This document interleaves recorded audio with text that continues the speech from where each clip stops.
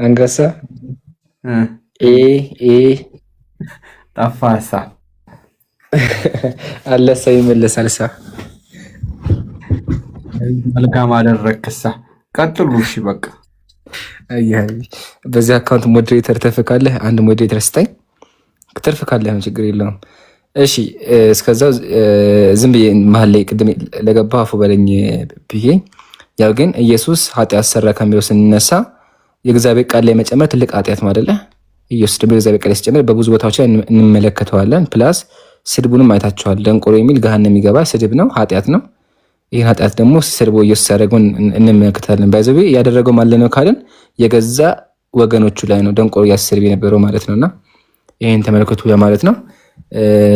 ያው ርዕሱ ምንድን ነው ሀቢቢ?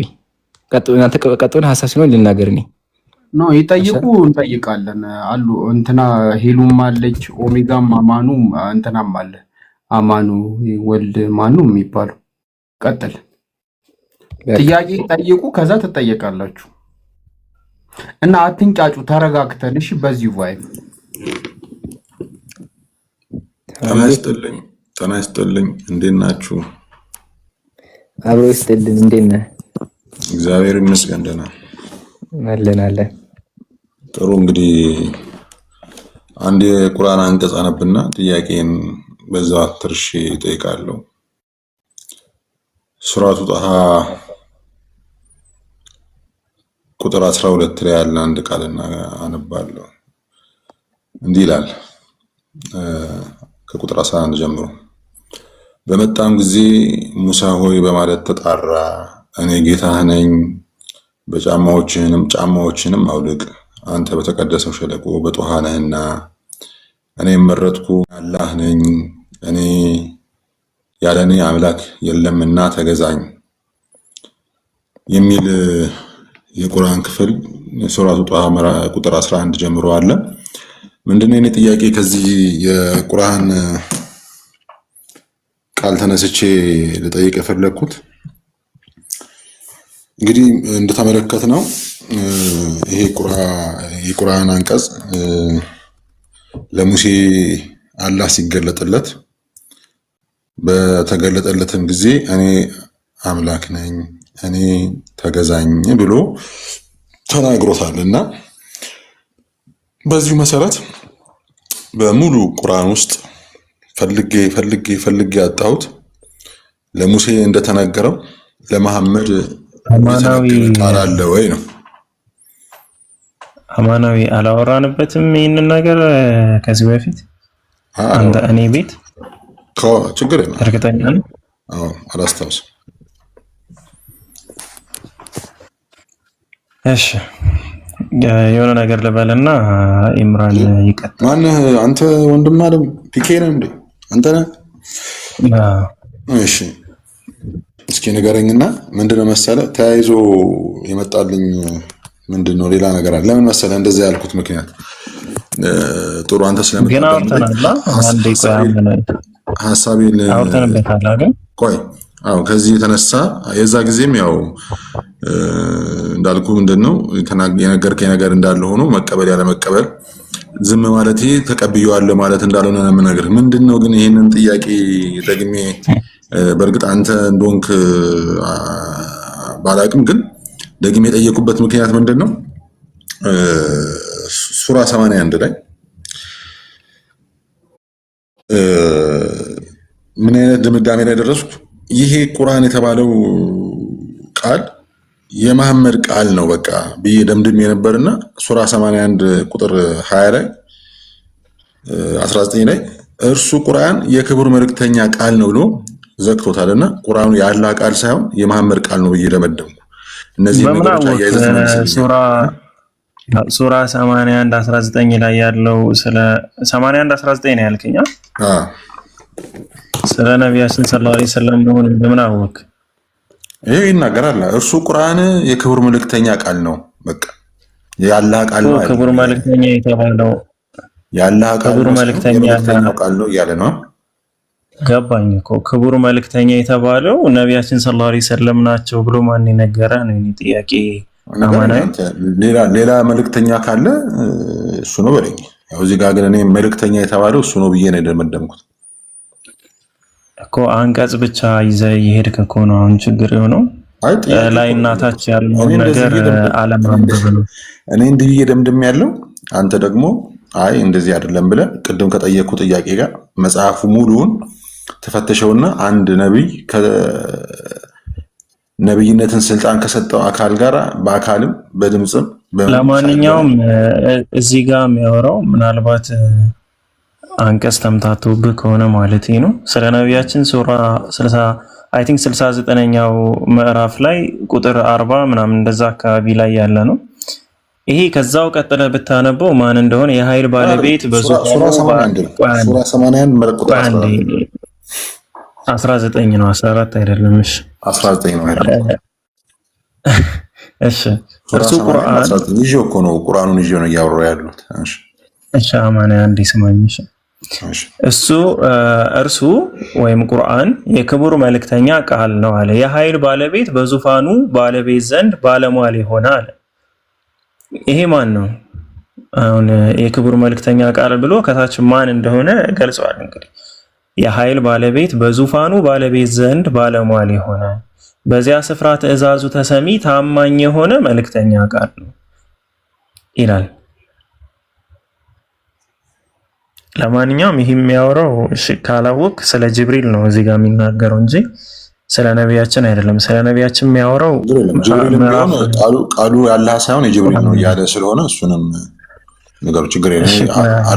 አላህ አለመሆኑን ብቻ ነው ያረጋገጥኩት በዚህ ቁርአን ክፍል።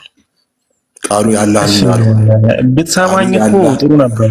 አማን ሌላ ሰው ቤት ነው ያረጋገጥኩት። አንተ በምንም ብለህ አሳምነኝ፣ ችግር የለም ያላህ መሆኑን እኮ። ካልሰማኝ አሁን እንዴት ነው እኔ ላሳምንም ላወራህ የምችለው? እኔ እንደዚህ ማውራት አልችልም።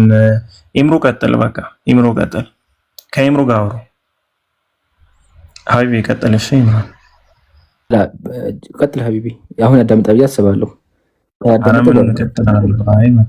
ሌላ ሰው ቤት ሲሆን ትንሽ እንደ ቤታቸው ቢሆን ይሻላል።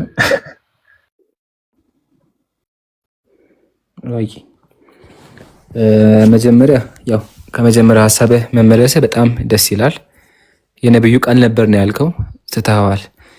ፕላስ ደግሞ ጥያቄዎች አይገናኙም። መጀመሪያ ጠየቀው ጥያቄ አላህ ነብዩን አናግሯል እንደሚል ጥያቄ ነበረ። ሁለተኛ ደግሞ ቁርአን የማን ቃል የሚለው። ሁለቱም በምንም ነገር ጥያቄዎቹ ማች አያደርጉም። ምንም ድምዳሜ ላይ ሊደርሱ የማይችሉ ጥያቄዎች ናቸው። ኦኬ ከመጀመሪያው ጀምረልህ አዎ አላህ ነብዩን አናግሯቸዋል፣ ግን አለማናገሩ መስፈርት አይሆንም። ምሳሌ ኢየሱስን እግዚአብሔር አያናገረውም፣ ነቢያት ያናገራቸው ነቢያት አለ በአካል ማለት ነው። ወይም ደግሞ በድምጽ ወንድም አለ ምን መሰለህ፣ እኔ አሁን ስለ ኢየሱስ ተውና መጀመሪያ ቁርአን ራሱ ያላህ ቃል ለመሆኑ ማረጋገጫ ስጠኝ። እዚህ ጋር ያላህ ቃል አይደለም እያለ ነው፣ የመልእክተኛው ቃል ነው እየተባለ ነው። ነብዩ መሐመድ ደግሞ ከአላህ ጋር በምንም ነገር አልተገናኘም እና አላህ ራሱ አለ ወይ ኤግዚስት ያደርጋል ወይ በምን ተአረጋገጠ? እዚህ ጋር ቃሉ የመልእክተኛው ነው እየተባለ ነው። እንደገና ደግሞ አላህ የሚባለው አላህ መቼ ነው ከነብዩ ጋር የተገናኝቶ ነብይነትን ሹመት የሰጠው? ስለዚህ አረጋግጥልን፣ ሌላ ቦታ አትሂድ፣ ይሄ ምንም አይጠቅምም፣ ራስን ችለህ በመጽሐፍ አናግረኝ ነው በቃ። እሺ ክርስትና ሲነካ የሆነ ውስጥ ይረበሻል። አሁን ኢየሱስ ሳውራ አዳምጠኝ የሚወት አድርገው። እሺ ከዛ ደግሞ ታወራለህ። አልገባም ክርስትና ውስጥ ችግር የለውም ግን አትረበሽ። ታውቀዋለህ፣ ውስጥ ያውቀዋል። ውስጥ ምንድን ነው የሚያውቀው? ኢየሱስ እግዚአብሔር አናግሮ አያውቅም። ይህን እውነታ ታውቀዋለህ። ለዛ ነው እንደዚህ መረበሽ የጀመርኩ። ግን አትረበሽ፣ ችግር የለውም። አለማናገሩ ኢየሱስን ኃጢአተኛ ወንጀለኛ አያደርገውም። እሺ አሁን ያዝና ጥያቄዎቹን ልመልስልህ። ግን ሌላ ጊዜ ክሌም ስታነሳ የሚገናኝ ነገር አንሳ። ቁርአን የማን ቃል ነውና አላህ ነብዩን አናገረም? የተለያየ ፖይንት ነው። አላህ የለም ማልክ የተለያየ ፖይንት። ዝም ብለህ ትዘላለህ። አትዝለ፣ ረጋ ብለህ አንድ ፖይንት ለማለት ሞክር። እሺ እኔ ግን እያንዳንዱ ተከተልኩኝ አሳይህና መልሱን ከዛ በኋላ ክርስትና የገብቼ ደግሞ ጥያቄዎችን አነሳለሁ ማለት ነው። ግን ከእስልምና ልጀምር። መጀመሪያ ላይ አላህ ነብዩን አናግሯቸዋል። አዎ አናግሯቸዋል። ብዙ ማስረጃዎች እናቀርባለን። ግን ማናገሩ መስፈርት አይደለም። መስፈርት ከሆነ ብዙ ነቢያት ይወርቃሉ። በዛኛው አልገባም። አሁንም ያው ይገባዋል። ቅድም ያልኳችሁ መስፈርት ይወርቃሉ። እዛ ላይ ጥግ ላይ የተቀመጡ ሰዎች ይወርቃሉ። ግን በእስልምናችን አምላካችን የሚናገረው ነገር ተመልከቱ። ሱረቱ አልበቀራ ከቁርአን ልጀምር። ሱረቱ አልበቀራ ቁጥር 253 ላይ እነዚያ መልእክተኞች ከፊላቸውን በከፊሉ አበለጥን፣ ከእነርሱ ውስጥ አላህ ያናገረው አለ አለ። ከነቢያት ውስጥ ምን አለ? አላህ ያናገረው አለ። እነማን ስንል ነብዩ ሙሳ አንደኛው፣ ሁለተኛ ደግሞ ነብዩ መሐመድ ሰለላሁ ዐለይሂ ወሰለም። ተፍሲር ኢብኑ ከሲር ተመከቱን ብሎ ያስቀምጠዋል።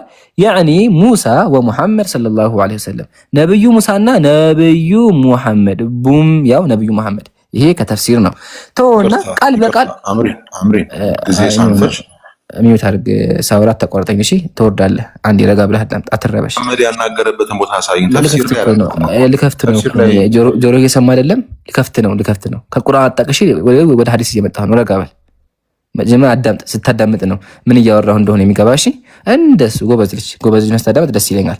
ሰሒሁል ቡኻሪ ያው 7510 ያ ጀማ ያዙልኝ።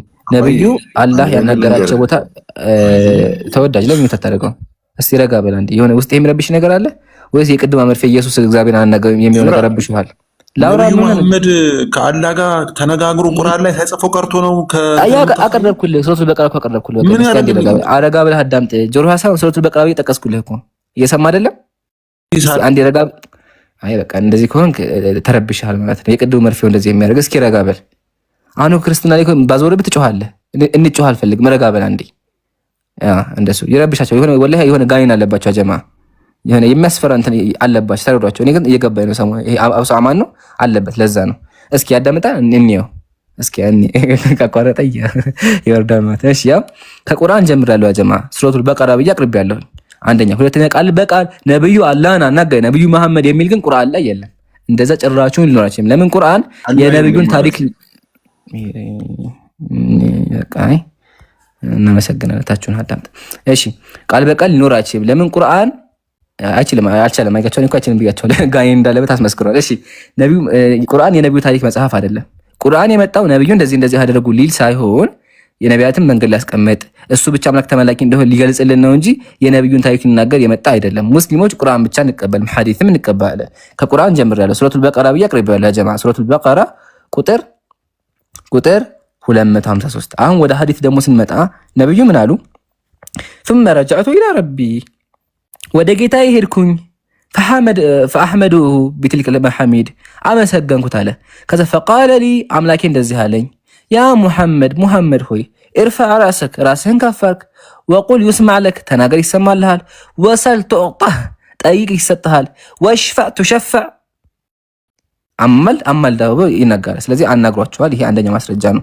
አክቹአሊ ይሄ ማስረጃ ስለ ሸፋ የሚናገር ነው። በተጨማሪ ደግሞ ለሌተል ኢስራ ወል ሚዕራጅ አናግሯቸዋል። ያው ፈረጃቱ ኢላ ረቢ ወደ ጌታዬ ሄድኩኝ። ፈረጃቱ فوضع عني 10 ጌታዬ ለመንኩትና ሰላትን 10 አደረገልኛሉ። ፈረጃቱ ኢላ ሙሳ ወደ ሙሳ ተመለከተ። ነብዩ ሰለላሁ ዐለይሂ ወሰለም ሙሳ አናግረውታል። ከሱም አልፎ ወደ ሰማው ዱንያ አድርገው ሰባተኛው ሰማይ አምላካችን ሰላትን ቃል በቃል አዟቸዋል፣ ሰጥቷቸዋል።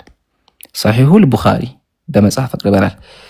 ይሄን ይመስላል። አይ ልጁ እንትን ነው። ቅድም ብያችኋለሁ፣ ጋኔን አለባቸው ብያለሁ። ቅድም ካስታወሳችሁ ከጮኸ ጋኔን አለበት ብያችሁ ነበርና ዝም ብዬ ታግሼው ከዛ እስቲ ሚውት አግን እንየው ብያችሁ ያው በቃ አልቻለም፣ ተነሳበት። ለዛ ነው። ኤኒዌይ የትኛውም ክርስቲያን ኢየሱስ እግዚአብሔርን አናግሮታል የሚል ካለ ያላ ይግባና ያሳየኝ። የፈለገ ክርስቲያን ጴንጤ፣ ኦርቶዶክስ፣ ካቶሊክ ናግባና አሳይ። የለም በተአምር ወረበል የለም። ጭራሹን ሊያቀርብ አይችልም። ሜቢ ካቀረበ ራእይ ላይ ነው ሊያቀርብ የሚችለው። እሱንም መርፌ አለኝ፣ ናግባና ሞግት። ለማንኛውም ይሄን ይመስላል። ኦሜጋ ኢንሻአላህ ፒኬ ካለ ቀጥል ሀቢቢ። ኦሜጋ አለ። ጥያቄ ያላችሁ ክርስቲያን ወገኖቻችን ግቡ።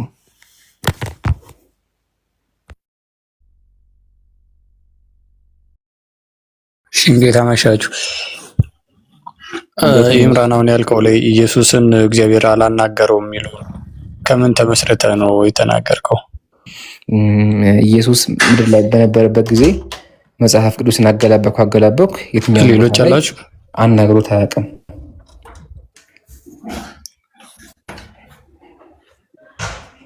ቃል በቃል ላይ የፈለከው ቃል በቃል ያናገረበት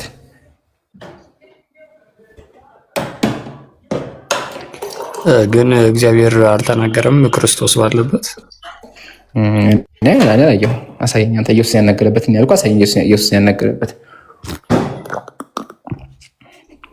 አይ ንግግር ይሄ የቃላት ልውውጥ ሳይሆን እግዚአብሔር አልተናገረውም። ጥያቄ እሱ አልነበረም። ከረሳ ጥያቄ እግዚአብሔር ኢየሱስን ያናገረበት ነበረ። እሱ ለቁመህ አሳየኝ።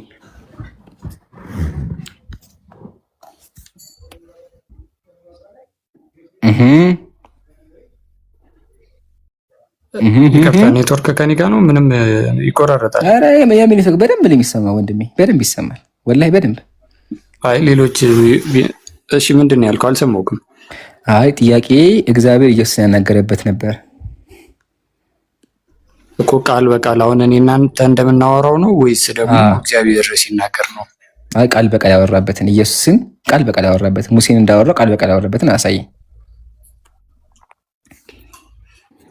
እሺ እሱ ችግር የለውም። ነገር ግን አይ ችግር የለውም። ደብረ ታቦር ላይ እንዲሁም የጥምቀት ዕለት ያው እግዚአብሔር እንደተናገረ ያው በመጽሐፍ ቅዱስ ላይ የተዘገበ ነው። ችግር አለ ወንድሜ፣ ይናገር። እግዚአብሔር እንደፈለገ ይናገር። የፈለኩት እኔ ኢየሱስን ያናገረበት ነበረ። ማሳየት ከቻልክ አሳይ፣ ካላሳየህ ኢየሱስ ከሙሴ አንሳል ማለት ነው በወገን ሎጂክ መሰረት። እሺ እሱን እንግዲህ እንደ የራስ አመለካከት ነው። እሺ ጥያቄ ልጠይቅ ወይስ? በቃ ወደ ጥያቄው ግባ። ችግር የለውም። ሌላ ጊዜ ወገኖቻችን ባካችሁ ፈልጋችሁ በመነጸርም ሆነ በጀማም ተሰብስባችሁ በጉባኤ መስረታችሁ ፈልጉ። ካለ ባካችሁ አምጡልን። እሺ ኢንሻአላህ እንጠብቃችኋለን። ኦሜጋ ቀጥል ኢንሻአላህ። ለስነ ስርዓት እና መሰጋን ጥያቄ ማቅረብ ትችላለህ። እሺ ብዙ ጊዜ የሚጠየቅ ጥያቄ ነው። አላህ የት ነው ያለው? አላህ ከፍጡራን በላይ ከአርሹ በላይ ነው ያለው። ምን ቦታውን ይቅርታ ግልጽ አድርግልኝና እንትን ምን ለማለት ተፈልጎ ነው? ከፍጡራን በላይ ምናምን ሲባል አርሽ አለ፣ 7 ሰማያት አሉ። ከ7 ሰማያት በኋላ ጀነት አለ። ከጀነት በላይ ደግሞ አርሽ አለ። አምላክ ደግሞ ከአርሽ በላይ ነው። አርሽ ወሰን አለው? ወሰን አለው ማለት አሁን ለምሳሌ ምድራችን የሆነ ስፋት መጠን አላት። የሰማያትን ምናምን የየራሳቸው የስፋት መጠን አላቸው እና አርሽ ስፋት መጠን አለው። በጣም ትልቅ ፍጡር ነው፣ ግን ልኬት አለው። ትልቅ ነው ሲባል አንሊሚትድ ነው የሚል ነገር የለውም። ልካት አለ። ለዛ ነው ሰለላሁ ዐለይሂ ሐዲስ ላይ ምን አሉ? ምድር እንኳን ተሰብስቦ አርሽ ላይ ቢጣል እንደ ቀለበት ነው አሉ። አርሽ ትልቅ ፍጡር ነው። ታዲያ ይችላል ፈጣሪ? እኛ እኮ አርሽ ላይ ተቀምጠው አላለም። እንደ እግዚአብሔር ቢቀመጥ እግዚአብሔር አሁን አርሽ ላይ ዙፋን ላይ ተቀምጠው ወንበር ላይ የሚሸከሙት ነው እንስሳዎች ናቸው። ግን እስልምና ላይ አላህ አርሽ ላይ ተቀመጠ ብለን አናምንም። ማለት እዛ ነው ያለው አላልከኝም? ከአርሽ በላይ ነው ያልኩህ። አርሽ ላይ እና ከአርሽ በላይ የተለያዩ ሁለት ነገሮች ናቸው ያልኩህ። ከአርሽ በላይ ነው። ከሱ በላይ ነው እንዴ? ከሱ። እሺ ታዲያ ምኑ ነው ያለው እዛ? ቢዳት በአካሉ አምላካችን ከአርሽ በላይ ነው ያለው። በአካሉ። እሺ ጥሩ። እዚህስ ያለው ምኑ ነው? እዚህ አለ በሚነገር ነገር እኛ ሙስሊሞች የለም። ሜቢ እግዚአብሔር አለ እንደዚህ ቦታ አሁን ነገር አለ ስለ ዳይሬክት የሚዳሰስ ምናምን ነገር ሳይሆን በሁሉ የመላ ስለሆነ ሁሉም ቦታ አለ ብለን ነው የምናምነው። ነገር ግን አሁን መስጊድ ምናምን እግዚአብሔር ጣዖት ውስጥ የውሻ መቀመጫ ውስጥ አለ ማለት ነው። ይሄን ልጥል ቃል በቃል እየደገምኩ ነበርና ይሄ ሁልጊዜ የምታነሳው ርዕስ ነው። ነገር ግን እዚህ ያለ ብላችሁ አይደል የምትጸልዩት? ይሰማናል ለምናምን ብላችሁ አይደል? ታዲያ እንዴት ይሆናል? በእውቀቱ ነው ብዬ እኮ ነግሬሃለሁ። እኔ አምላኬ እኔ ጋር ያለው በእውቀቱ ለዛ አምላካችን ምን አለ? ወሁ አቅረቡ ኢለይኩም ወነህኑ አቅረቡ ኢለይኩም ሚን ሐብል ወሪድ አለ። ለሁላችሁም ቅርብ ነን፣ አምላካችን ከኛ ቅርብ ነው። በመኑ በእውቀቱ ኢነኒ ማዕኩም አስመዑ ወአራ፣ በማየቴ በመስማቴ ከእናንተ ጋር ነን ያለ፣ በማየቱና በመስማቱ። አሁን አንተ እግዚአብሔር ሁሉም ቦታ አለ በመልአት ሞልቷል አልከኝ። እግዚአብሔር በመልአት ከሞላ እግዚአብሔር ከመቀመጫ ውስጥ አለ ማለት ነው አይደለም? ታሪክ ከአርሽ በላይ ነው። አሁን ግን አንተ መልስልኝ። እግዚአብሔር ሁሉ ቦታ አለ ብለኸኛልና በጣም ጥያቄ የሆነብኝ ነገር እግዚአብሔር የውሻ መቀመጫ ውስጥ የውሻ ውስጡ ካካ ማለቻ ውስጥ እግዚአብሔር አለ ማለት ነው? ለቃሉ ይቅርታ ግን ስላልገባኝ ነው ለማለት ነው። ችግር የለውም። የፈለገ አጸያፊ ነገር ብጠራ ችግር የለውም። ያው አፍ ይቆሽሻል እንጂ አይቆሽሽም። ውሻ መቀመጫ ማለት የመቆሽሽ ነገር አይደለም። ከሆነም መጽሐፍ ቅዱስ ላይ ውሻ የሚለው ቃል እንደተቀበል አሳየህ እችላለሁኝ፣ ስድብ መስሎ ከሆነ ግን ጥያቄውን መልስልኝ። እግዚአብሔር አለ ማለት ነው እዛ ውስጥ? አይ ለማጸየፍ ነው አንተ ሀሳብ ይገባኛል። ነገር ግን ለማጸየፍ ሳይሆን አምላክ ሁሉ ቦታ አለ ስላልከኝ ይመልስልኛል። ስለዚህ የውሻ ካካ ማለቻ ውስጥ አለ ማለት ነው? የፈለገ ነገር ጠራ፣ በሁሉ ቦታ አለ። ኦኬ፣ ስለዚህ የውሻ ካካ ማለቻ ውስጥ እግዚአብሔር አለ። ችግር የለውም። በሁሉ የመላ ስለሆነ አለ አለ። እናመሰግናለን። ጣዖት ውስጥም አለ? በረድኤት በምህረት በአምልኮ እዛ ውስጥ አይገለጥም። ነገር ግን አለ በመኖር ከሆነ ጣዖት ውስጥም እግዚአብሔር አለ። እሺ አመሰግናለሁ፣ ተመልሶልኛል። የኔ አምላክ ግን ከእንደዚህ አይነት ነገር የጠራ አምላክ ነው ያለኝ። ቶሎ ሳቀጥል ማለት አሁን ጥያቄን እንኳን አልጨረስኩም። ኦሜጋ እኮ ወደ ጥያቄ ነው የሚለው። አንደኛ የሚንኮሻኮሽ ድምፅ አለ፣ እሱን አስተካክሎ። እሺ ክሊርሊ አስረዳ። ኤርፎን ካረክ ኤርፎን እንቀለው ነው መሰለኝ፣ ወይ እየረበሻችሁ ከሆነ እንትን እላለሁ። ምንም ድምፅ የለም ዙሪያ። እሺ ኤርፎን ድንገት ካረክ እሱ ይረብሻል። ምንም የለም። አሁን እንዴት ነው ግን? የሚረብሽ ድምፅ አለ? አሁን አሪፍ ነው። አሁን ምን መሰለህ እንድንግባባ የበለጠ መኖር ምን ማለት ነው? መገኘት። ኦኬ፣ መገኘትስ ምን ማለት ነው? በሰውኛ እና በአምላክ ደረጃ ይለያያል። መጀመሪያ ስለ እኮ በሰውኛ እንረዳና ከዛ ወደ አምላክኛ እንሄዳለን። አንተ አሁን እኔ ጋር አለክ? በአካል የለውም። ኦኬ፣ በምን ነው ያለከው? በቲክቶክ። በቲክቶክ እሺ፣ ያለክ። እሺ መለኮት አንተ ውስጥ አለ? አዎ። ኦኬ፣ ስለዚህ መለኮት አንተ ውስጥ አለ። መለኮት ስትል ግን እንዴት ለማለት ፈልገህ ነው? እሱን ግለጽልኝና። አምላክ በሁሉ የመላ ስለሆነ በእኔ ውስጥ አለ። ነገር ግን ደግሞ እኔ ውስጥ ስላለ እኔ አምላክ ነኝ ማለት አይደለም። ኖ አይ እኔ አምላክ ነህ አይደለህም ሳይሆን ማርያም ማህፀን ውስጥ ለምሳሌ መለኮት ነበር አይደለም? መለኮት አልነበራ? በስጋ አለ። አዎ። አንተ ውስጥ መለኮት አለ? አምላክ በሁሉ የመላ ስለሆነ በሁሉም ውስጥ አለ። ኖ አይ መለኮት አንተ ውስጥ አለ ወይ? መለኮት ስትል እንዴት? መለኮት ነው። ማርያም ማህፀን ውስጥ መለኮት ነበር አይደለም? አንተ ውስጥ መለኮት አለ? አምላክ በማህፀኗ አድሯል። መለኮት አምላክ በሁሉ የመላ ስለሆነ በእኔ ውስጥ አለ አልኩህ እኮ። መለኮት አንተ ውስጥ አለ ወይ? አዎ መለኮት እኔ ውስጥ አለ በለኝና በቃ ጨረሰ።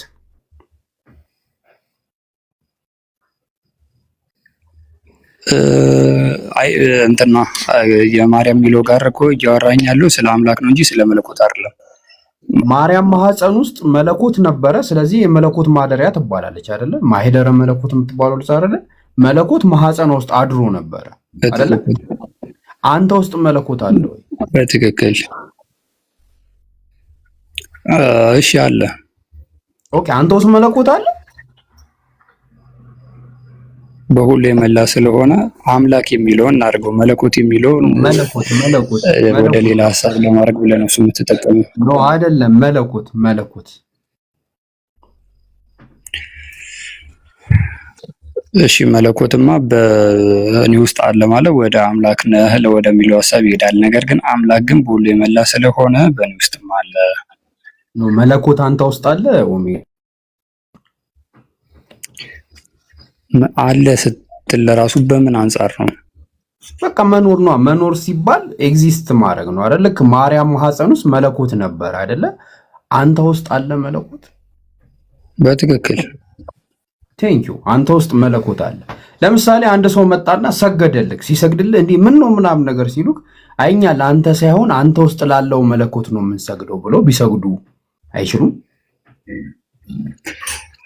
እንዲሰገድ የታዘዘበት መንገድና አቅጣጫ አለ። ለአንተ አይደለም፣ አንተ ውስጥ ላለው መለኮት እኮ እኔ ውስጥ ያለው አምላክ ያዘዘበት መንገድ አለ። ለሰዎች ስገዱና እኔን ለእኔ ሰገዳችሁ የሚል ነገር የለም። ኖ ለሰዎች አይደለም፣ አንተ ውስጥ ላለው መለኮት ሰዎች መስገድ አይችሉም። ወደ እኔ ዞሮ አይችሉማ። ትእዛዙ እንደዛ ያዝም። ኦኬ። ስለ አንተ ውስጥ ያለውን መለኮት ታዲያ ሰዎች እንዴት ነው የሚያመልኩት? በእኔ ውስጥ ያለው በምልአት ነው እንጂ ለመመለክ ከሆነ እንድናመልክበት የታዘዝንበት መንገድ አለ እኮ። ገባኝ። አንተ ውስጥ ያለውን መለኮት እንዴት ነው የሚመለከው? የታዘዛችሁት እንዴት ነው? ለምሳሌ ቤተ መቅደስ በመሄድ ወደ ምስራቅ አቅጣጫ ወደ ሰማይ ምናምን እያልን የምንገልጻቸው ነገሮች አሉ እንጂ ወደ ሰው እየዞርን እሱ ውስጥ አምላክ አለና ለአምላክ ሰገድ የሚል ነገር የለም። ኦኬ። ስለዚህ አሁን ለምሳሌ አንተ ቤተ መቅደስ ውስጥ ባገኝ አንድ ሰው ቢያገኝክ ለአንተ ቢሰግድ ማለት ለአንተ ሲሆን አንተ ውስጥ ለአንተ ላለው አምላክ ቢሰግድ ይችላል? መቅደስ ውስጥም ቢሆን መቅደስ ስለሆነ ሳይሆን መቅደስ ውስጥም ለራሱ ፊታችን እንድናዞር የታዘዝንበት ቦታ አለ። ወደ ሰው አይደለም የምንዞረው። እዛም ቢሆን እኮ ወደ ምስራቅ አንተን አዙሮ ከአንተ ውስጥ ያለውን አምላክ ቢያመልክ ይችላል? አይችልም። ኦኬ። አንተ ውስጥ ያለው ታዲያ አምላክ መች ነው የሚመለከው? በሁሉ የመላ ስለሆነ ነው እንጂማ። እሺ እንዴት ብዬ ልግለጽልህ? መንግስት ኢትዮጵያን በሙሉ ይገዛል። አንተ ያለህበትን አካባቢ እንዴት ነው እየገዛ ያለው? በተወካዮቹ። ለምሳሌ የመንግስት ቢሮዎች ምናምን ነገር አሉ ማለት ነው አይደል? አዎ። በጣም ጥሩ። ነገር ግን በመንግስት በኩል መፈጸም ያለብህን በአንድ ቢሮ በኩል ሙሉ ማግኘት ትችላለህ? በቃ በተወካይ ነው። ቀላል ነገር ነው። ቆይ መብራት ኃይል ሄደህ ግብር ትከፍላለህ? ቆይ መብራት ኃይል ሄደህ ግብር ትከፍላለህ? አከፍልም። በትክክለኛ ተወካዮች በኩል ነው የምከፍለው። በቃ ተወካዮች አለ ማለት ነው። የሆነ ነገር ለመፈጸም የታዘዝክበት መንገድ አለ። ሀሳቡን እንድትረዳው ላስረዳክ። ለምሳሌ እኔ አንድ ማቀው ሰውዬ አለ እንትን ላይ ዜና ላይ ማለት ነው እና አሜሪካዊ ነው። ገባክ አይደለ? ከዛ የአሜሪካዊ ምን ያደርጋል መሰለክ? የሴጣን ቸርች አለው፣ ሴጣን የሚመለክበት ሉሲፈር ማለት ነው። እና ሰውየው ደግሞ ጌ ነው። የሚገርም ነገር ማለት ነው። እሱ ውስጥ መለኮት አለ። ድገምልኝ። አንድ ሰውዬ አለ ማቀው አሜሪካ የሚኖር የሴጣን ቸርች ዋናው አስቀዳሽ ነው፣ አስመላኪ ማለት ነው። ባፎሚት ጣዖት የሚያስመልክ እና እሱ ደግሞ ጌ ነው። እሱ ውስጥ መለኮት አለ። አምላክ በሁሉ የመላ ስለሆነ እንኳን እሱ ይቅርና ሌላም ብዙ ነገር ልዘረዝርልኝ ትችላለህ። በሁሉ የመላ ነው። ነገር ግን ወደ እሱ ግን ዞረን አናመልክም። እሱ ውስጥ መለኮት አለ። አምላክ አለ በሁሉም። ግን ጥያቄን ለማስተዋል ነው። ይሄ ሁሉ ጥያቄ እንዴት ነው? ቆይ በቃ ወደኛ እንሂድ። አሁን ምንድነው ኦሜጋ ውስጥ መለኮት አለ። ያ መለኮት መች እንደሚመለክ ምናምን ክሊር የሆነ ነገር የለንም። ግን ኦሜጋ ነገር ያለው እኮ እሺ፣ በስርዓት እሺ። ስለዚህ አንተ ውስጥ ያለው አምላክ ተመልኮ ያውቃል? ስንት አምላክ ነው ያለው እኮ አንተ ውስጥ ያለው መለኮት?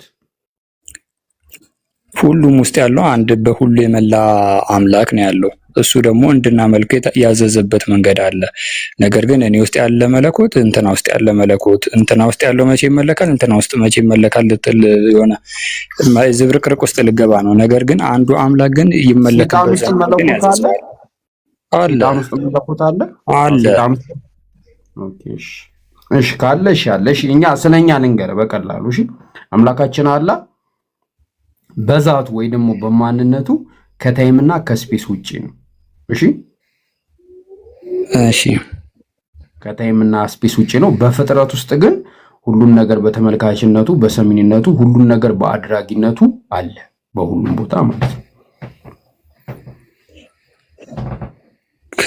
እሺ ከስፔስ ውጪ ነው ስትለኝ አሁን የሆነ ነገር ሊኖር ይገባል ስል አካልም ብለን ባንጠራው እንኳን የሆነ ነገር አለው ብቻ አለ አይደለ? በሁሉ የመላ ያልሆነ የሆነ ነገር ግን አለው። በሁሉ ያልሞላ ማለት ከእንትን ውጪ ነው። ነገር ግን እዚህኛ ጋር የለም አይነት በእውቀቱ ነው ያለው አይደል? ከእንትን ውጪ ከእንትን ሳይሆን ከታይምና ከስፔስ ውጪ ገባ? እሺ ፍጥረታት ስላለ እኛ አምላካችን አለ እዛ ጋር አለ እዚህ ጋር አለ እዛ ጋር ምናምን ነገር የሚባል ነገር የለም። ወይ ደግሞ እንዲቀን እንዲነበረ የሚባል ነገር የለም። ያ ማለት ከታይምና ከስፔስ ውጪ ነው። ገባክ አይደለ? ከታይምና ከስፔስ ውጭ ፍጥረት ውስጥ የለም። በፍጥረት ውስጥ ግን ሁሉም በሰሚነቱ፣ በአዋቂነቱ፣ በተመልካችነቱ፣ ነገርም በአድራጊነቱ በሁሉም ቦታ አለ። ገብቷል ያልኩ ነገር በአትሪቢዩቶቹ ማለት ነው። አሁን ለመለኮት እንደዛ ተብሎ ሊነጠል ይችላል። አካሉ ከፍጥረታት ውጪ ነው፣ ነገር ግን እውቀቱ ደግሞ ከፍጥረቱ ጋር ነው ብለን መነጠል ይቻላል። አንተ ውስጥ መለኮት አለ። እንግዲህ እኔ ከማርያም አሁን እንዴት ከራስ አንጻር መልሶም ይሄን መልስ አሁን እኛ እኮ አልኩ ከአምላካችን አላ ከታይምና ከስፔስ ውጪ ከታይምና ከስፔስ ውጪ እኮ አንተን አካሉንና እውቀቱን ይነጣጠላል ወይ ነው የምልህ። አይ አይነጣጠልም። መነጣጠል ማለት ምን ማለት ነው? ለመነጣጠል ሲጀመር እኮ ሁለት ማንነት ያስፈልጋል አይደል? በትክክል እኮ አሁን ለምሳሌ እኔ በእጄ የሆነ ነገር ዳስሳለሁ። በእጄ መዳስሰው ያው እኔው ነኝ አይደለ? በዛው የት ነው ያለው እኮ እኔ ያለሁበት ቦታ ላይ ማለት ነው። እዚሁ ወንበር ላይ ቁጭ ብዬ በእጄ ዳስሳለሁ። የት ነው ሐሳቤን ልጨርስ ሰዓት በደንብ ተረድቻለሁ። ሐሳብን የት ነው ያለው አስረዳክ። አንተ የት ነው ያለው እኮ ወንበር ላይ ቁጭ ብያለሁ። የት ምን አዲስ አበባ ነህ? ገብረ ጉራቻ ነህ? የት ነህ? ኢትዮጵያ ውስጥ እሱን ተወው። ኦኬ እሺ። እኔ ለምሳሌ እንትን ነኝ ዛንዚባር ነው ያለሁት እና አንተ ምንድነው ተነጠለን የመጣው ወይስ ምን ሆነ ነው የመጣው? እኔ ጋር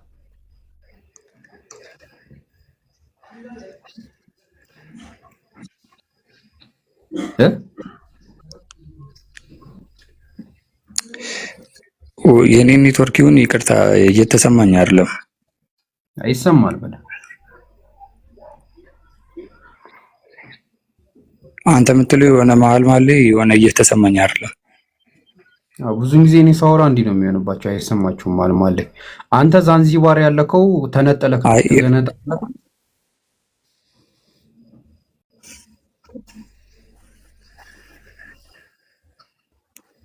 እስኪ ቤቱ ላይ ያሉ ልጆች ወይ እንገሩኝ፣ እኔ ጋር ብቻ ነው ወይስ ሁሉም ጋር ነው? ኢምራን ቀጥል በቃ። እኔ ጋር አሁን ሰምቻለሁ። ኢምራን ይሰማ ነበር የቶለሳ ሙሉ ንግግር? ይሄማ ይሰማል። እንዴት አይሰማም? ቀጥል ኢምራን በቃ።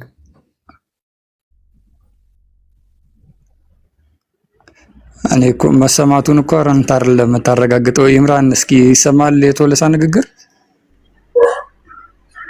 እሺ ወይ ጀማል አንዳችሁ ያላችሁ ንገሩኝ።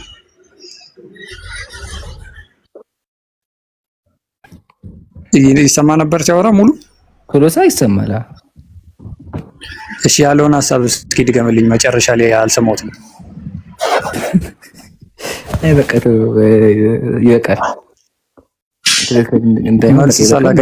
ነው ማለት ነው። እሺ በቃ ችግር የለውም።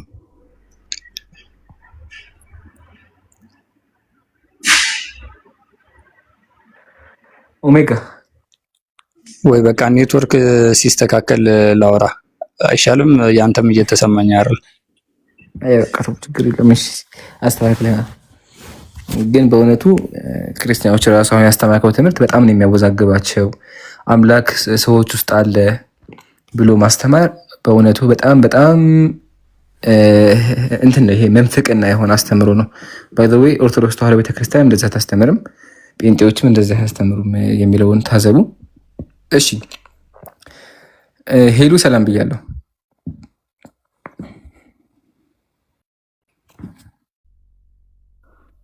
ሰላም ሰላም። እሺ ጥያቄ አለሽ?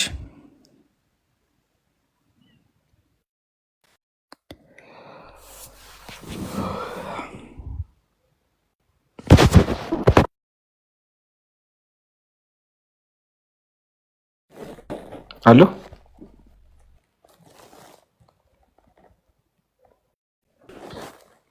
ከኔ ጋር ነው ከማን ነው? ይሰማል። አይ ጥያቄ ያለው ካለ ኮሜንት ላይ አንድ ቁጥር ጻፉ። ሄሉ ኔትወርክ ይዟታል።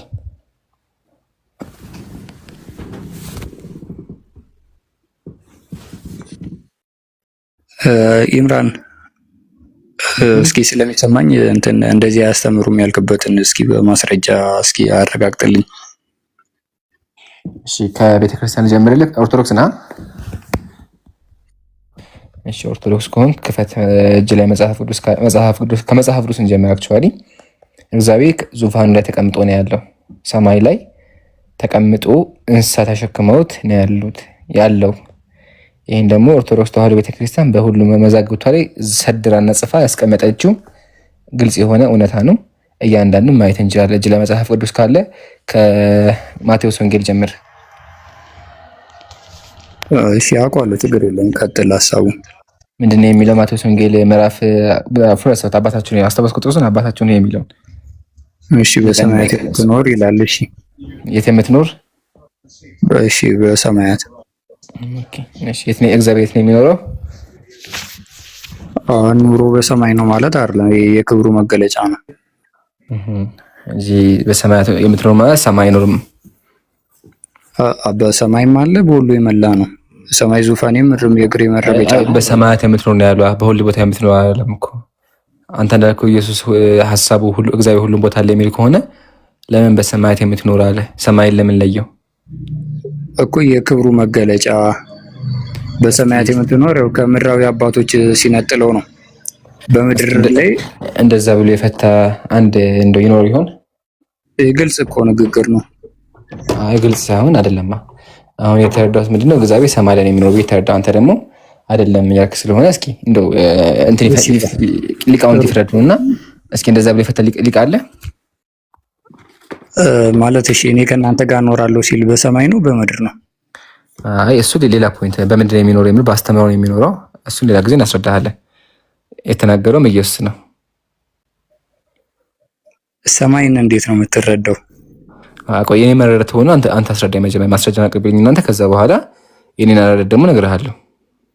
አይ ሰማይን የሆነ እንደ ፕላኔቶች ምናምን አድርገህ እያሰብከው ነው ይመስለኛልና ሰማይ ያስተካክቶ ሆነ በሰማይ የምትኖር ማለት ትርጉሙ ሀይነት የሚሰይ ላልከው ማስረጃ እንደዛ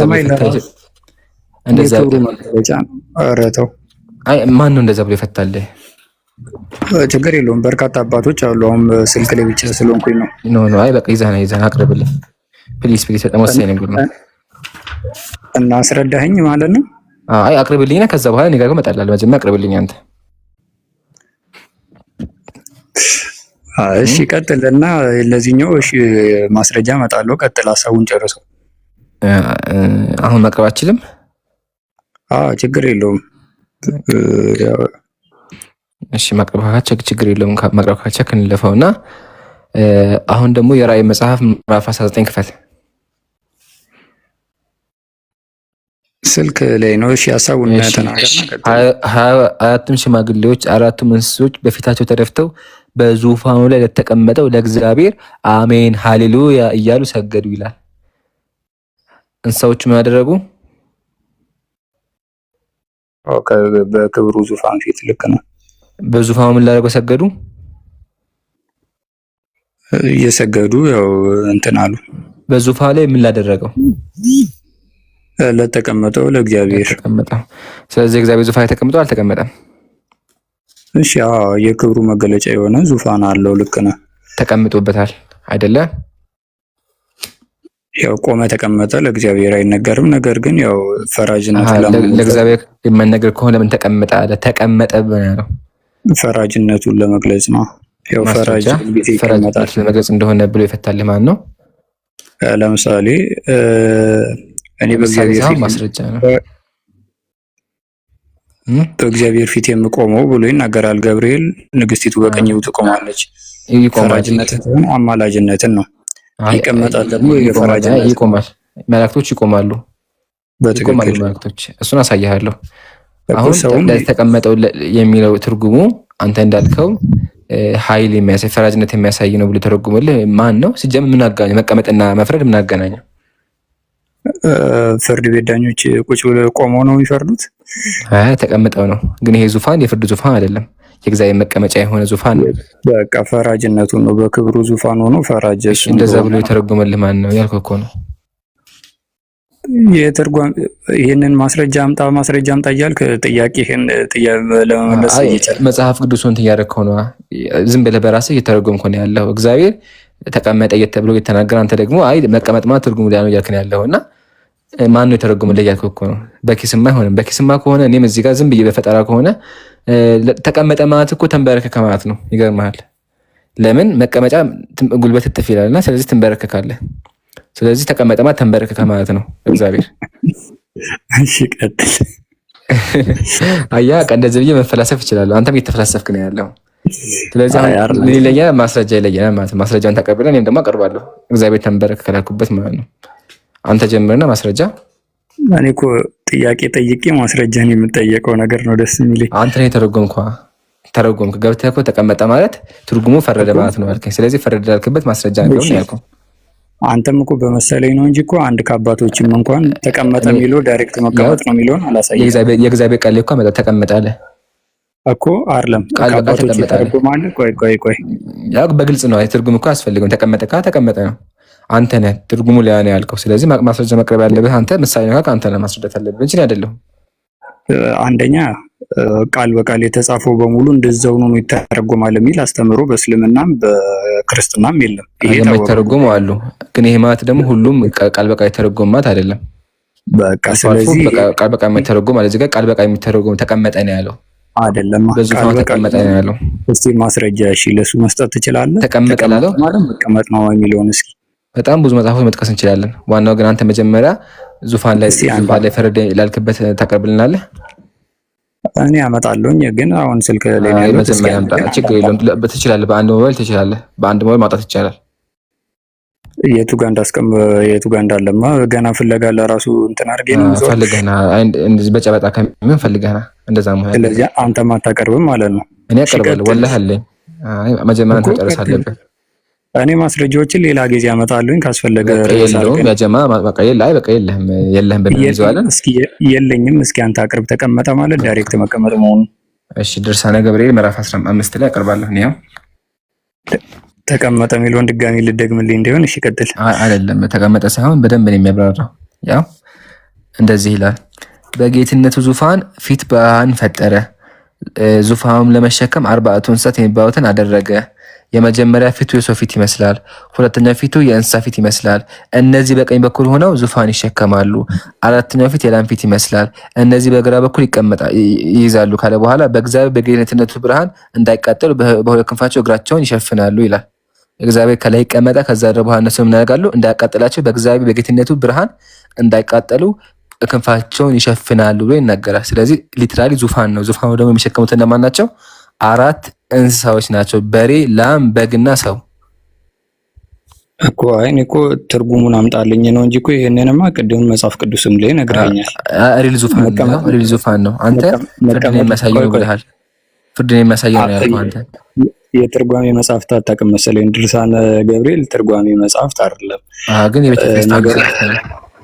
የቤተ ክርስቲያን መጽሐፍ እንደሆነ አውቃለሁ። ነገር ግን የተርጓሚ ከአባቶች መካከል ይሄን ልትክደው ነው። ይሄ መጽሐፍ ቅዱሱ ላይ ቃል በቃል ያለውን እኮ ነው ያመጣው እዚህ ጋር አይደለም። ቃል በቃል አይደለም። ቃል በቃል ከሆነ ላም፣ በሬ የሚል መጽሐፍ ቅዱስ ላይ አለ። 4 እንስሶች የሚል የለም እንደ ራእይ ላይ 4 እንስሳ ይላል፣ ግን ላም፣ በሬ ብሎ አብራራውም። እሱ እኮ ይሄኛውን አብራራበታለህ። ቃል በቃል መጽሐፍ ቅዱስ ነው አትበል። ዋናው ግን ትክክለኛ ዙፋን ነው አይደለም። ተረድተኛል? ጥያቄ ግን እሺ ትክክለኛ ዙፋን ነው አይደለም? ዙፋንነቱን እኔም አልካድኩም። ነገር ግን ዋናው ዙፋን መሆኑ። አንተ ቅድም ፍርድ ማለት ነው ትርጉሙ ብለኸኛል። ተቀመጠ ማለት ፈረደ ማለት የሚል ትርጉም ነው ብለኸኛል። አሁን ትክክለኛ ዙፋን እንደሆነ ዙፋኑ ደግሞ የሚሸከሙት እንስሳዎች እንደሆኑ ካመንክ እግዚአብሔር ደግሞ እንደሚቀመጥበት እናሳየው። ያጀማ ዙፋኑ ትክክለኛ ዙፋን እንደሆነ አምኗል እንዳረሱ። እዚህ ጋር ሌላ ሀሳብ አለ? ጥያቄ ገብቶሃል? ግን አዎ ጥያቄ ገብቶኛል። እየመለስኩልህ ማስረጃ ቅድሚያ እያቀረብኩ ነው ያለሁት። ማስረጃ ቅድሚያ ነበር። ተርጓሚና ማብራሪያ የተለያዩ ነገሮች ናቸው። እነዚህ መጽሐፎች ይከዳቸው ነው። እነዚህ መጽሐፎች ነው። እየሰማኸኝ መጽሐፉን ካደውና በቃ ችግር የለም። አንድምታ በላይ ቁመህ አውራኝ። አንድምታ ብቻ በለኝና እሱ ላይ እንመጣለን። መጀመሪያ እነዚህ መጽሐፍ ልክዳቸው ነው። ጥያቄ ይሄ ነው። እሺ እንዳታቋርጠኝ። ጥያቄ ልጠይቅና አንተ ብዙ ሰዓት አብራራለህ። መጽሐፉን እቀበለዋለሁ። ነገር ግን ማብራሪያ ነው እንጂ ትርጓሜ አይደለም። መቀመጥ ማለት ዳይሬክት እንደ ሰው መቀመጥ ነው የሚለውን ማስረጃ ስጠኝ አላ ያልኩ እንጂ ማብራሪያማ ሰፋ አድርገህ እኮ ልታወራ ትችላለህ። ሰፋ አድርጎ ነው እያወራ ያለው እንጂ ትርጓሜውን እየተናገረ አይደለም። ዋናው አሁን እዚህ ጋር ያሳየው እንደው አልገባህም ይሆናል ልገምልህ፣ ዙፋኑ ትክክለኛ ዙፋን እንደሆነ ነው። አንተ ቅድም ዙፋኑ ትክክለኛ ዙፋን አይደለም ትርጉሙ መፍረድ ማለት ነው። በእኔ ግን ትክክለኛ ዙፋን እንደሆነ ኢቭን የሚሸከሙት ራሱ ላም፣ በሬ፣ በግና ሰው እንደሆኑ እያሳየው ነው ያለሁት። አርባዕቱ እንስሳ ኪሩቤል የሚባሉ ተሸካሚዎች አሉ። ይሄን ደግሞ ዙፋኑን ይሸከማሉ። ኢቭን እግዚአብሔር እንዳያቃጥላቸው እግራቸውን ይሸፍናሉ የሚል አውጥቻለሁኝ። እዚህ ጋር እመንና ዙፋኑ ትክክለኛ ዙፋን እንደሆነ እመንና እግዚአብሔር ደግሞ ዙፋኑ ላይ እንደተቀመጠ አሳያለሁ። ስለዚህ ዙፋኑ ትክክል ከሆነ ተቀመጠበት እግዚአብሔር 4 ነጥብ ዘጋም ማለት ነው። አሁን መጀመሪያ ዙፋኑ ትክክል አይደለም ወደ ኋላ እንመለስ እንድንግባባ ማለት ነው።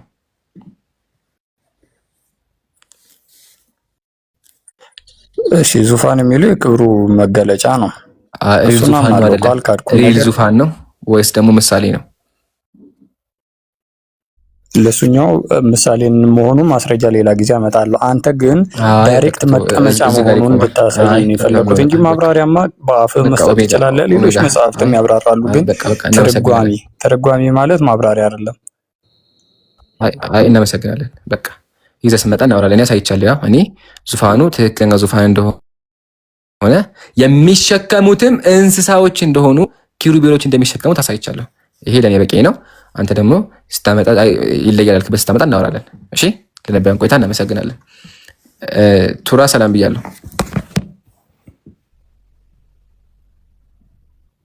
ቱራ ይሰማል? ከስር ያለው ቱራ ነው የሚለው አይደል? ታታ ማድረግ አትርሱ። ያዘማ ታታ ባርጉ። ጥያቄ ያለው ካለ ኮሜንት ላይ አንድ ቁጥር ጻፉ።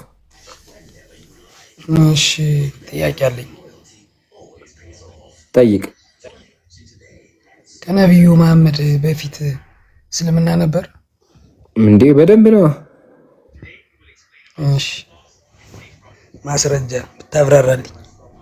ማስረጃ ከምን ልስጥህ? በቃ አብራራልኝ ከፈለክ። እሺ፣ እኔ መስለም እፈልጋለሁ። ማሻአላ ደስ ይለናል። አላህ ሂዳያ ይስጥህ። እናብራራለን። መጀመሪያ ያው ኢስላም ስንል እስልምና ከነብዩ መሐመድ በፊት አለ ስንል ጀለቢያ የሚለብሱ 5 ሰላት የሚሰግዱ አዛን የሚያደርጉ ቁርአን የሚቀሩ ናቸው እያልን አይደለም። እሺ አይደለም፣ ይሄን አውቁልን። ታዲያ ምን እያልን ነው ስንል የእስልምና ዋና መሰረቱን ይቀበላሉ እያልን ያለ ነው። እስልምና ማለት ምንድን ነው? ላኢላሃ ኢላላህ የሚል ቃል ነው። ይሄ ነው ዋና መሰረቱ። ከአንድ አምላክ ውጭ የሚመለክ አምላክ የለም የሚል መሰረት ነው ያለው። ይሄን መሰረት ይከተላሉ እያልን ያለ ነው እንጂ ነቢያቶችም መጽሐፉም ህጉም ይለያያል። ህጉም መጽሐፉም ይለያያል። ታዲያ ወደ ዋናው ቃል ስንመጣ ነቢያት አንድ አምላክ ያመልካሉ። ስለዚህ ሙስሊም ይባላሉ። ሲጀመር ሙስሊም ትርጉሙ ምንድነው? ካል አልስቲስላሙ ሊላሂ ቢልኢባዳ ለአንድ አምላክ እጅና ገሰት እሱን ማምለክ የሚል ትርጓሜ ነው ያለው። ስለዚህ ሙስሊማችን ምን እያልን ያለ ነው? ለአምላክ ታዛዥ ናቸው፣ አንዱን አምላክ ያመልካሉ እያለን ነው ያለ ነው ማለት ነው። ሙስሊም የሚለው ቃል ከፈለ ከመጽሐፍ ቅዱስ ራሱ ከፍተን አብርሃም ሙስሊም እንደነበረ ማሳየት እንችላለን። ሙስሊም የሚለው ቃል ለአብርሃም እንደዋለ ማለት ነው።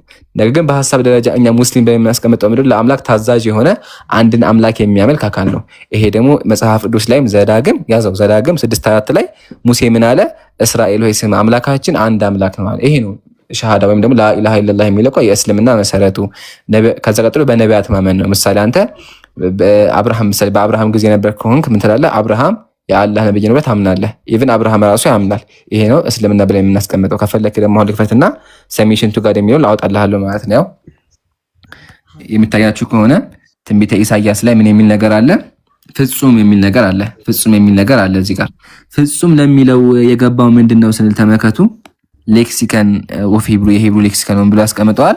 ሰሚሽን ቱ ጋድ ለአምላክ መታዘዝ የሚል ትርጓሜ ነው ያለው አለ። ልቀጥላችሁ። ያው በሂብሩ ሙስሊማ አለ። በሂብሩ ይሄ ሙስሊም እስላም የሚለው ቃል አለ።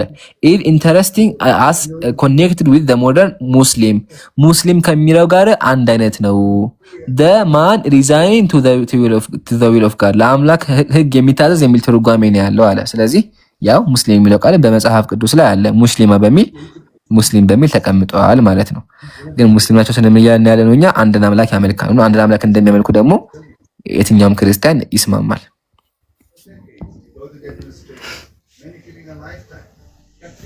እሺ ቁርአን ያላህ ቃል ነው? አዎ ቁርአን ያላህ ቃል ነው። ምን ለምሳሌ ለነብዩ መሐመድ ሲያወርድለት ምን ጽፎት ነው? ቀጥታ ጅብሪል በቃል ነግሮት ነው? በቃል ነው የነገራቸው። እሱ ጻፈው፣ ነብዩ መሐመድ ጻፈው።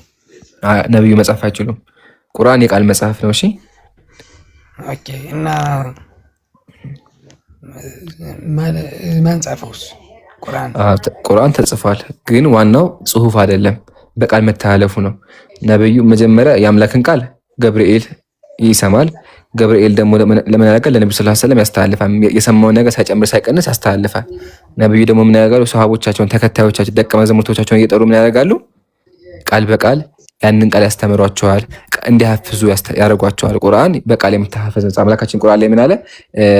ኢነ አለይና ጀምዐሁ ወቁርአነ፣ አንተ ሙሐመድ ሆይ ቁርአንን በልብህ ላይ እንሰበስበዋልና። ስለዚህ ቁርአን በነብዩ ልብ ላይ ነው፣ በልባቸው ነው የያዙት። በልባቸው የያዙት ነገር ምን ያደረጉ? ለሰሃቦቻቸው በልብ እንዲይዙ አስተማሩ። እያለ አሁን ድረስ በቃል ነው ወደኛ የመጣው፣ ግን ተጽፏልም። ማን ጻፈው ደግሞ ካለ ሰሃቦቻቸው፣ ተከታዮቻቸው ይጽፉት ነበር። ምሳሌ ተመልከት። ምን አለ? ዘይድ የነብዩ ተከታይ ነው። ዘይድ ታላቅ ሱሐቢይ ነው። ምን አለ? ካነ ረሱሉላህ የአላህ መልእክተኛ ነበሩ። ኢዛ ነዘለ ዐለይሂ ሸይኡን ቁርአን ሲወርድላቸው የድኡ መን የክቱቡ እንደሁ ጸሐፊ ጠሩና ጻፉ ይላሉ። ቃለ ኩንቱ አክቱቡ ጽፍ ነበር አለ። ከዛ ፈኢዛ ፈረግቱ ጽፌ ሲጨርስ ቃለ ይቅራሁ ነብዩ ድጋሚ እስኪ አንብበው የጻፍከውን ይሉኛል። ከዛ አነብላቸዋለሁኝ ይላል። ثم اخرجه بالناس ከዛ በኋላ ለሰዎች እጄ አስተምራቸዋለሁ አለ። ስለዚህ ቁርአን ሲወርዳቸው ነብዩ ሰለላሁ ዐለይሂ ወሰለም ያደርጋሉ፣ ጸሐፊ ጠሩና ያጽፋሉ። ከዛ በኋላ የተጻፈው ነገር ደግሞ ሰዎች እንዲማሩ ያደርጋሉ ማለት ነው። ያው ጀምዑል ቁርአን ሙጀመ ጠበራኒ ሐዲስ ቁጥር 1946 ላይ አለ፣ 43 ላይ አለ። እሺ ሌላ ደግሞ ነብዩ መሐመድ አይሻን በ6 ዓመቷን ያገባት? በ6 ዓመት ኒካህ የታሰረው ቃል ተገባቡ ማለት ነው። እኔ አላቅም፣ ግን ሲሉ ስለምሰማ ነው። ሴቶችን በቃ ለሴቶች ያላቸው ክብር እና በስንት ዓመቷን ያገባት?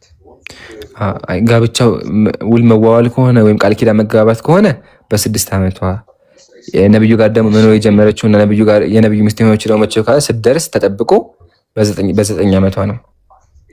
ሴት ልጅ በ9 ዓመቷ ትደርሳለች እንዴ? ትደርሳለች። አዎ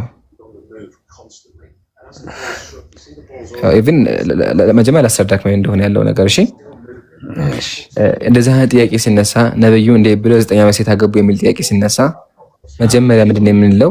የጋብቻ እድሜ ስንት ነው እንላለን። የጋብቻ እድሜ እንዴት ነው ስንል የጋብቻ እድሜ እንደ ሁኔታው እንደ ጊዜው ይለያያል። የሰው ልጅ እድገት እንደ ጊዜው ይለያያል። ምሳሌ አሁን ሰዎች ቶሎ ያረጃሉ፣ ቶሎ እንሞታለን። ሰዎች በሙሉ አሁን ያለነው የድሮ ሰዎች ግን 100 200 ኢቭን ደግሞ በአዳም ጊዜ ደግሞ 1000 ዓመት ይኖረው ነበር። አያ ስለዚህ ሰው ልጅ እያደገ ነው የሚመጣው፣ ኢቮልቭ እያደረገ ነው የሚመጣው። ይሄን ካየን በነብዩ ሰለላሁ ዐለይሂ ወሰለም ጊዜና በድሮ ጊዜ ጋብቻ ስንት ነበር ስንል በኢትዮጵያም ብትመጣ በኢትዮጵያ ሕግም ብትመጣ በሁሉም ሕግ ሴቶች ቶሎ ያገቡ ነበር። ሴቶች ቶሎ ያገባሉ። ለዛ የታሪክ ጸሐፊ ምን አለ? ኢነል ኢናተ ፊል ቢላዲል ሐራ ታዋቂ የታሪክ ጸሐፊ አለ፣ ዊል ዱራንት ይባላል። መጽሐፉ ሂስቶሪ ኦፍ ሲቪላይዜሽን ይባላል። ብሎ ያስቀምጣል። ኢነል ኢናሰ ፊል ቢላዲል ሐራ በሙቀት ሀገር ያሉ ሴቶች አለ የኩኑ ሷሊሃቲ ሊዛዋጅ ለማግባት ይበቃሉ። ፊሲኒ ታሚና በ8 ዓመታቸው ለማግባት ይበቃሉ አለ። ስለዚህ ሴቶች የሚወልዱበት ጊዜ የሚያገቡበት ጊዜ በየሁኔታውና በየአገሩ ይለያያል። ዋናው ግን አይሻ ደርሳ ነበር እንዴ ስንል አው ራሷ አይሻ ምን አለች? ራሷ አይሻ ምን አለች? ተመልከት እዚህ ጋር ኢዛ በለገቲል ጃሪያ አይሻ እንደዚህ አለች፣ አንድ ሴት ከሞላት 9 ዓመት ከሞላት ፈህየ ምራ እሷ ሴት ናት ደርሳለች አለች ራሷ አይሻ። ስለዚህ አይሻ ረዲየላሁ ዐንሃ ደርሳ ነበረ፣ ፈቃደኛም ነበረች። ኢቭን በጣም ታፈቅራቸው ተወዳቸው ነበረ። እሱስቶና ነብዩ ሰለላሁ ዐለይሂ ወሰለም ከመቅናቷ የተነሳ ሌላ ቤት እንኳን ሲቆዩ በጣም ትከታተላቸው ነበረ። መንገድም ሲሄዱ ከኋላ ታያቸው ነበረ። ሲሞቱም ደግሞ ነብዩ ሰለላሁ ዐለይሂ ወሰለም ሲሞቱ አይሻ ቤት መጥተው አይሻ ታፋ ላይ ነው ነብዩ ሰለላሁ ዐለይሂ ወሰለም ወደ አኺራ ሄዱት ማለት ነው። ይሄን ያክል ነበር ፍቅራቸው። ፕላስ ነብዩ ሰለላሁ ዐለይሂ ወሰለም አይሻ ያገቡበት ምክንያት ምንድነው? እውቀቷ ነው። አይሻ በጣም አዋቂ ነበረች፣ አእምሯ የበሰለና ቶሎ ነገሮችን የምትረዳ ነበር። ከሱም አልፎ ደግሞ ጦር የመራች ፕላስም ደግሞ ብዙ ሱሐቦችን የምታስተምር ነበረች። ተመከት ምን ሱሐቦች ምን ማለት የነብዩ ተከታዮች ምን አሉ? ቃለ ማአሽከለ አለይና አስሐቡ ረሱልላህ እኛ የነብዩ ተከታዮች ጥያቄ አልተፈጠረብንም ኢላ ሲቀር ሰአልና አይሻን ከጠየቅናት ወጀድና ኢንደሃ ኢልማ መልሱን እሷ ጋር እናገኘዋለን። ስለዚህ አይሻ ስታስተምረኝ ነበር። አሁንም ለኛ 2000 ሐዲስ የዘገበች የበሰለች ልጅ ናት። መቼም ህፃን ልጅ 2000 ሐዲስ ሊዘግብ አይችልም። አይሻ ግን ደርሳ ነበረ። ሲቀጥል ደግሞ አሁን ኢትዮጵያ ላይ እንኳን ብመጣ አሁን ድረስ ሴቶች ቶሎ ያገባሉ። ምሳሌ ይሄ ጋብቻ ዲያቆን ነው 30-40 ዓመት ይሆናል። ፊቱ ምን እንደሚመስል ያገባት ያት ከነ ሂጃባ ከነ ድቄ እንትኑ ከካባው ከነ ካባው ተጨማሪ ብዙ መጽሐፎች ማሳየት እንችላለን። እሱ እኮ ልክ ነህ፣ ግን እሱ ነብይ አይደለም። አይ ጊዜ ነው። አሁን ጊዜው ይወስነዋል። በዛን ጊዜ ሴቶች ቶሎ ያገቡ ነበር። ጊዜው ሳይሆን ኖርማሊ እኮ የ3 ዓመት የ4 ዓመት ልጅም እኮ የሚደፍራል። ግን መድፈርና ማግባት ይለያያል። ግን አሁን እሱ ታጭቶ ሊሆን ይችላል። ፎቶ ብቻ አይተህ እንትን ማለት አትችልም። ሲቀጥል እሱ እንደዛ ከሆነ ላቅርብልህ ሲጋቡም እና ሲገናኙ አለ ሲገናኙ ላቅርብልህ እሱ ማለት ነው። አሁን ያሳየው እሱማ መቼም ቪዲዮ አይቀርጹልን፣ ግን ላሳይህ በታሪክ አለ። ያው እና ጽሁፍማ ምን በጽሁፍ ላሳይህ። ያው ታሪክ አይደል እያወራን ያለ ነው። የአይሻም እኮ ታሪክ ነው። አይሻም እኮ ነብዩ ጋር እንደዛ አደረጉ የሚል ነገር እኮ የለም። ምን መጽሐፍ ላይ ነው ያለው ታሪክ? እሺ ያው መጽሐፉ ይሄ ነው። ሜዲቫል ምን መጽሐፍ? ሜዲቫል የምን የክርስቲያን ነው የሙስሊም ነው? የታሪክ መጽሐፍ ነው። የታሪክ መጽሐፍማ ምን አትቀበለውም? እኔ አልቀበለውም። ምናልባት ቁርአን ነው የመጽሐፍ ቅዱስ ከሆነ ላምንበት ይችላል። እሺ ከመጽሐፍ ቅዱስ ላድርግልህ። ከመጽሐፍ ቅዱስ ላድርግልህ። ያው መኃልየ ዘሰሎሞን ምዕራፍ 8 እንክፈትና እንየው። እሺ ልክ ነህ። ሰለሞን ኃጢአተኛ ነው በነገራችን ላይ ብዙ ነገር ሰርቷል። ግን ሰለሞን አይደለም ያደረገው። ሰለሞን ሳይሆን አስካንብቦ ምንድን ነው የሚለው?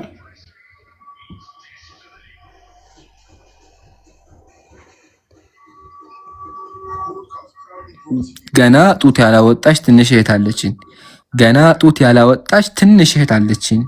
ለጋብቻ ብትጠየቅ ለዚህ ለእህታችን ምን እናደርግላት ይላል።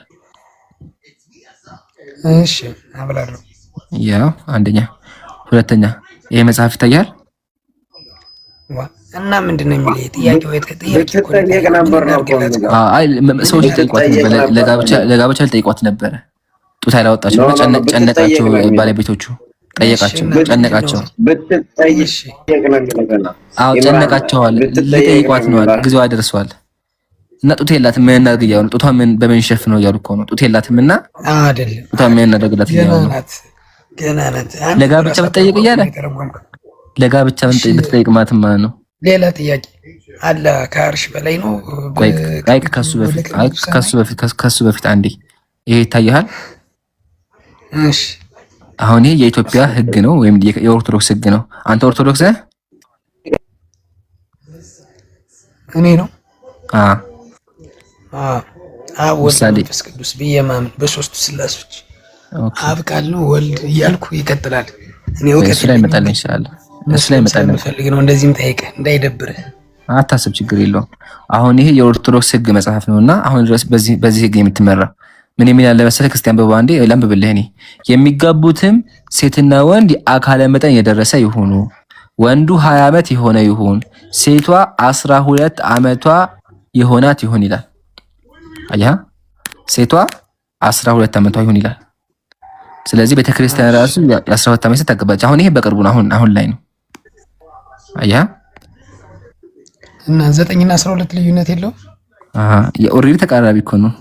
አሁንም ዝቅ ላግልህ ዝቅ ላግልህና በጣም እናውርደው። ስንት ላግልህ? 3 ላግልህ። 3 ዓመት እስኪ አድርገው እንየው። 3 ዓመት ላግልህ። እሺ 3 ዓመት እናድርገውና 3 ዓመት ደግሞ ያገባች ያዕቆብን ታውቀዋለህ አይደለ? ይስሐቅን ታውቀዋለህ? አሁን ይሄ ራሺ ነውና ምን ብሎ ያስቀምጣ መሰለህ? ያው መጽሐፍ ውስጥ ጠቅሶ ማለት ነው። and 27 which when she died አለ at that time rebecca was born አለ። በዛን ጊዜ ርብቃ ተወለደች አለ። and he waited ጠበቀ፣ ይስሐቅ ጠበቀ። ስንት ዓመት ጠበቀ? until she was 3 ዓመት እስከሚሞላ ጠበቀ። ቢፎር ሂ ኩድ ሜሪ ሄር እሷን ከማግባቱ በፊት 3 ዓመት ጠብቆ አገባት ይላል። የ3 ዓመት ልጅ አገባ ማን? እሺ ወርታች ሂድ። ከዛ በኋላ ለሱ ታሪክ አውቀዋለሁ። በስንት ጊዜዋ ተገናኛት? በስንት ዓመቷ የሚለው አለ። አገባት በቃ አገባ ይዟት ሄደ። 3 ዓመት አገባት ማግባትና እሱ እኮ ነብዩ መሐመድ 9 ዓመቱ ግንኙነት አድርገዋል። እሱ እኮ ግንኙነት ነው ዋና ጋር አግብቷት በ3 ዓመት አይደለ? በ3 ዓመት አግብቷታል። ማግባትማ በአንድ ዓመት ውስጥ ምን ቃል ተገባብተው እኮ ይገባሉ። ቤቱ ወስዶታል። ቤቱ ወስዷታል። ወላሂ ወስዷታል። ወይ ጌታ ወላሂ ወስዷታል። አንተ የቀለድኩ መስሎህ ነው እንዴ? እሺ ወስዷታል። ግንኙነት አደረገ የሚል ነብዩ ግን በ9 ዓመቷ ተገናኛት። እስቲ አሳይ ወይስ እሱን ታሳይኛለህ? አንደኛ፣ ሁለተኛ ግን ቤቱ ከወሰደ ቤቱ አንድ ሰው ሴት ምን ላይ ነው የሚወስዳት? አንድ ሰው ሴትም ቤቱ ምን ላይ ነው የሚወስዳት? ማንኛውም ሰው ቤቱ ከወሰደ ሰውን ለግንኙነት ነው ቀጥታ የሚጠቀም አይደለም። ዝም ብሎ ሊያሳደጋት የሚወስዳት አሳደጎ ሊያረጋት ደርስ። እሺ እንደዛ ከሆነ እስቲ ላንብብልህ። ምን እንደሚል ቃል የሚያከብር ትእዛዝ ምን ይችላል? እስቲ ላንብብልህ። እሺ ያው እንደዚህ ይላል። ይስሐቅም ወልዳለች አሰሉት ሳይክ ይስሐቅ በ40 ዓመት ሲሆነው ርብቃን አገባ። በስንት ዓመቱ አገባ? በ40 ዓመቱ። እርሷም በሁለት ወንዞች መካከል ያለ የሶርያዊ የባቱኤል ልጅና የሶርያዊ የላባ እህት ናት። ይስሐቅም ስለሚስቱ ወደ እግዚአብሔር ጸለየ፣ መካን ነበረች። እግዚአብሔር ተለመነ፣ ርብቃም ሚስቱ ጸነሰች ይላል። የጸነሰችው መቼ ነው? እሺ የጸነሰችው መቼ ነው? ንገረኝ። መጽሐፉ ያው ቀጥሎ ካገባት በኋላ ጸነሰች ይላል። እሺ በመቼ ነው የጸነሰች? ካገባት በኋላ ጸነሰች ወዲያው ነው። ኦኬ እኔም አንተም አናውቅም። ካገባች በኋላ ያለ ያው አገባ። ከዛ በኋላ ይስሐቅም ስለሚስቱ ወደ እግዚአብሔር ጸለየ ይላል። አግብቷት መሃን ሆነችበት። ያው መሃን ሆነችበት። ሀቢቢ አትወልድም ነበር አግብቷት። ከዛ በኋላ ወደ እግዚአብሔር ጸለየ ይላል። እሷ ጋር መሃን እንደሆነ ያወቀው መቼ ነው? ምን መሃን መሆኗን ነው? ያው እውቀቱ የለኝም፣ ግን የሚሆን አብረው ደርሳ ሞክሮ ነው። እሺ ይሄን ያው እድሜዋ ሶስተኛ በ6 ዓመት ያስረገዘ እንደዛ ታውቃለህ? ምን በ6 ዓመት ያስረገዘ? እስኪ ያሳይ። በ6 ዓመት ያስረገዘ ደግሞ ማን መሰለህ? እንትና ዳዊት ነው። ቤርሳቤ እንግዲህ ዳዊት ያስረገዘ የደፈራት አትናምናች። አይ ሜሪድ when I was 6 በ6 ዓመቴ ያገባሁኝ። when I was 7 I gave birth 7 ዓመት ሲሞላኝ ልጅ ወለድኩኝ አለች። ምን መጽሐፍ ነው ደግሞ እሱ? ኒዳ 45 እና እሱ እኮ የእስራኤል መጽሐፍ። አይ ቢሆንም የርብቃ ታሪክ ነው። አንተ ሲጀመር መጽሐፍ ቅዱስን ከአይሁድ አይደል እንደወሰድክ? ከአይሁዶች አይደል እንደወሰድክ? ክርስቲያን ሲባል እኛ እናምንበት። እሺ ጥያቄ ልጠይቅ። አይ በቃ ዋናው ግን አለ ነው። አሁን ያው አይተሃል፣ ከታሪክም ከሂስቶሪም አሳይተናል። እሺ እኔ እውቀቱም የለኝም አለ። ጥያቄ ልጠይቅ። እሺ አለ የት ነው ያለ? ፈጣሪ እናንተ የምታመልኩት ከፍጡራን በላይ። ኦኬ 8 ሰዓት ይወርዳል ወደ መሬት? አዎ ይወርዳል። እሺ እግር እጅ አለው ይላል ቁርአን ማለት ነው። ምን አይነት እግር እጅ ነው? እስኪ ግለጽልኝ። አልተነገረም። ለልቅናው ለሀያነቱ ሄዶ የሚገባ እጅ አለኝ ስላለ እጅ እንዳለው እናምናለን። ግን እጅ እንዴት ነው? ምን አይነት እጅ ነው? አናውቅም። አልተነገረም። እኔ አሁን እጅ ከሆነ ቅድም ልጁን ስጠይቀው ስለሰማው ነው። ይቀመጣል ስትል ቀጥታ ይቀመጣል ነው ያለው። እኔ ደግሞ እጅ ከሆነ እንደኛ አይነት እጅ አለው ማለት ነው። ሰው ነው ስለሰው የምታወራ ከሆነ ነው። ስለሰው የምታወራ ከሆነ እና እኮ ቅድምም ስለመቀመጥ ስታወራ አንተ ተቀመጥ። መቀመጡ እንደ መሰለህ ኦልሬዲ እንስሳዎች አሉ፣ የሚሸከሙ እንስሳዎች አሉ፣ ይሸከማሉ።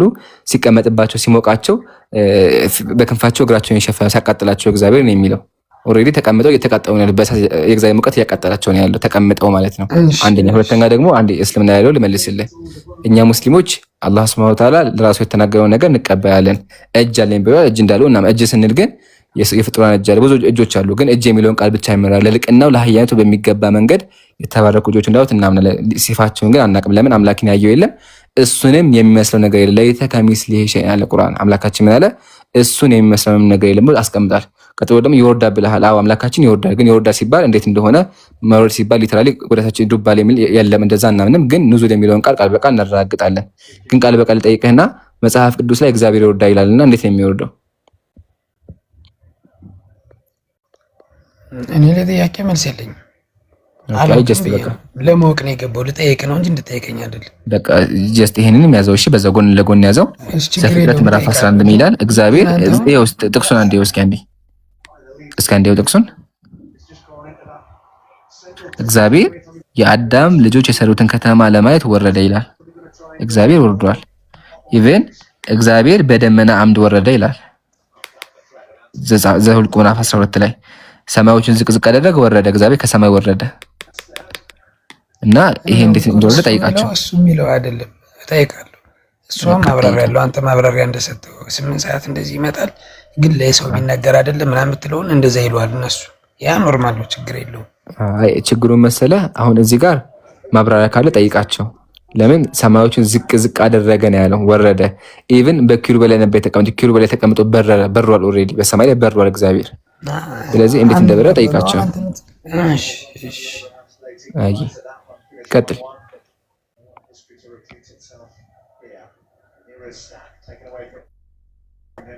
ጨረስክ ጥያቄዎችን?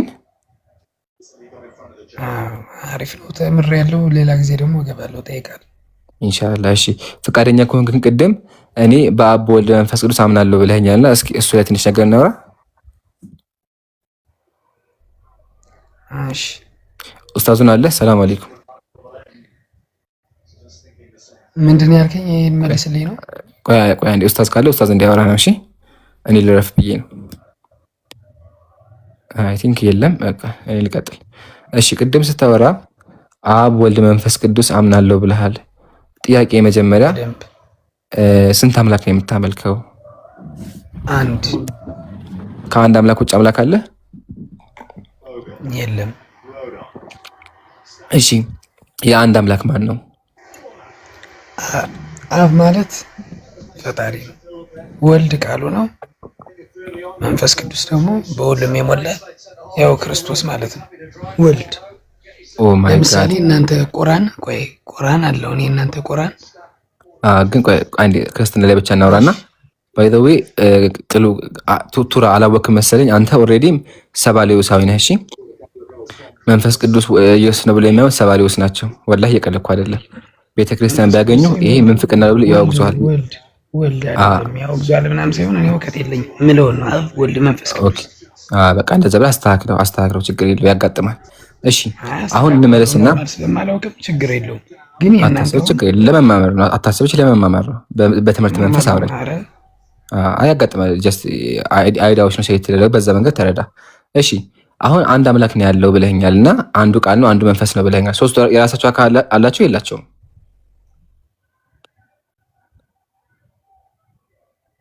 ማለት አልገባኝም። አካል ስትል እሺ አካል የሚለው ያው ከፀጉር ጀምሮ ከእግር እስከ ፀጉር ያለው ማለት ሙሉ አላቸው የላቸውም?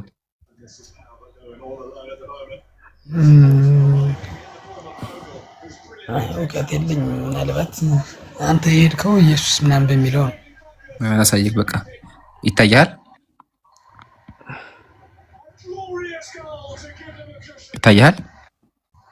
ስላሴ ማለት ሰለሰ ሶስት አደረገ ማለት ነው።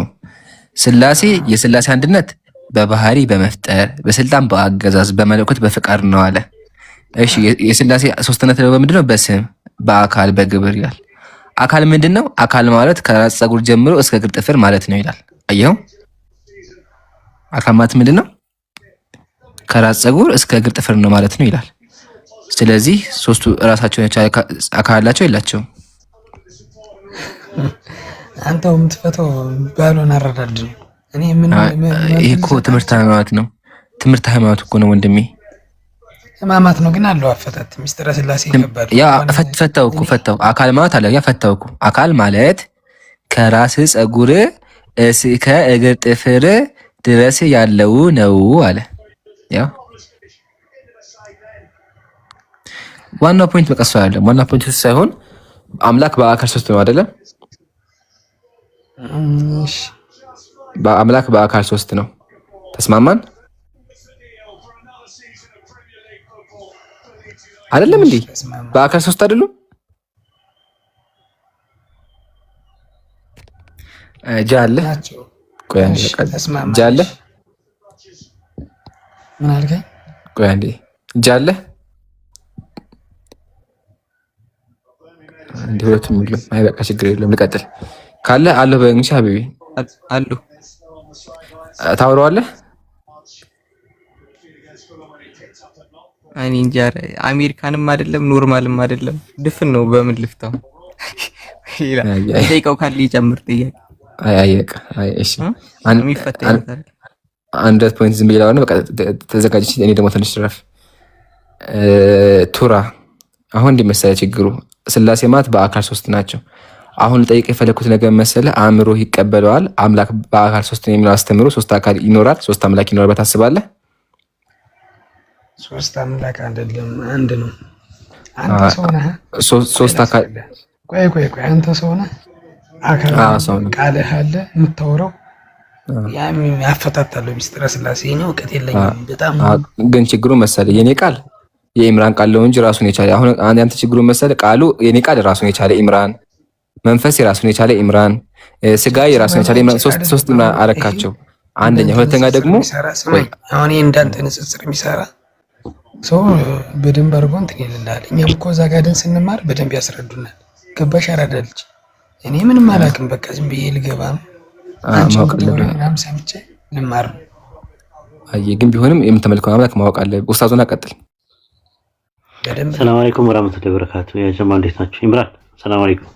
ወአለይኩም ሰላም። ያ ሱሱ ያ ኡስታዝ ጀማል ሁላችሁ የቢሮ ድጋሚ ቱራ ሰላም ነው አለን። እግዚአብሔር ይመስገን። ስሙ እኮ ቱራ ነው እኮ ኢምራን ስሙ እኮ ቱራ ነው። ቱራ ወራና አርቲ ቡርቲ ነው ራሱ ከዛ ነው የመጣው ግሱ። ስለዚህ ብዙ አትጠብቅ።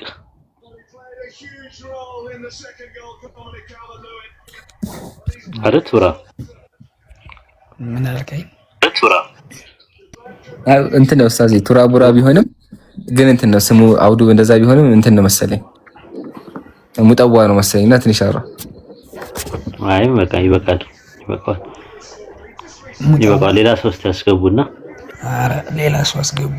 አንተ እሱ ልጅ እኮ በመስራት እያስረዳኝ አይ ነው እንትን እኮ ነው ማለት ወዲህ ነው። እሺ እኛ ጋር ነው ቱራ እያዳበረ በቃ እንትን ነው የማያውቀውን አላውቅም ብሏል። ቱራ ማለት እንደዛ ነው።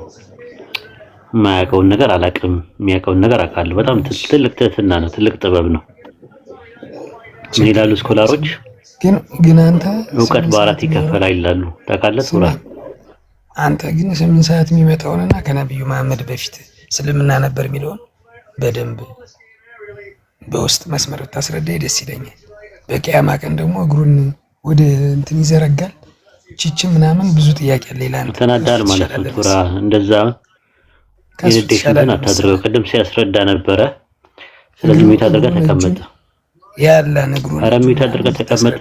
የሆነ የተናደድክ ነው የምትመስለውና አሁን ምን ታደርጋ ተቀመጥና ሌላ ሰው እድል መስጠው።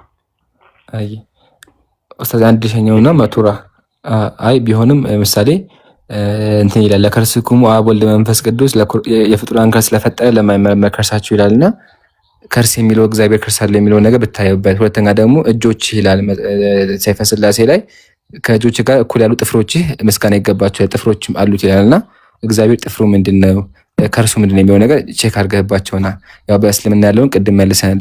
አምላካችን ከሁሉ ፍጡር መመሳሳይ የጸዳ ነው፣ ለልቅና የተገባው አካታል እጅ አለ ብዬ ነግሬሃለሁ። ተመልሶልሃል ባጭሩ። ኡስታዙና ቀጥ በቃ እሺ በቃ ቱራ በደም ተመረለ በጣም ሞክር። የእግዚአብሔር አካላት ግን እባክህ መልስ ፈልግላቸው። አዎ አንድ ነገር እኮ እንደዛ ነው። እጅ እግር የሚለው ነገር እነሱ ጋር ማለት አይመረመርም ነው የሚሉትና የኒካ ጉባኤ ላይ እንደዛ ነውና እሱ ከሚያክሰው ጋር ባወራቱ ጥሩ ይመስለኛል። እና ምንድነው ያለው ነገር ሰው አስገባ እስቲ ኢምራን፣ ሌላ ሰው አስገባና እናውራ እስቲ። ለማንኛውም አመሰግናለሁ ኢምራን። እሺ እናመሰግናለን። ግን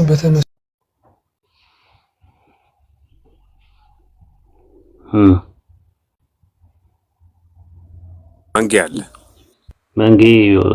መንጌ ብዙ አይደለም ግን እሺ ይሁን። ሌላ ሰው አስገቡ እስከዛ ድረስ ሌላ ክርስቲያን ካለ መርሐባ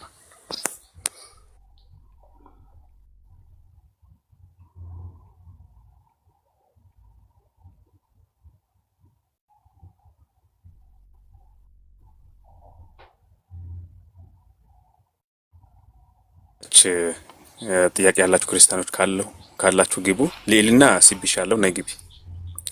ክርስቲያኖች አንድ ቁጥር ጻፉ እና ሙስሊሞች ደግሞ ታገሱ። እሺ አሁን የክርስቲያኖች ጊዜ ስለሆነ ነው። ኢንሻአላህ ለዛ ነው ታፑን 1 ሚሊዮን ነው የምላው።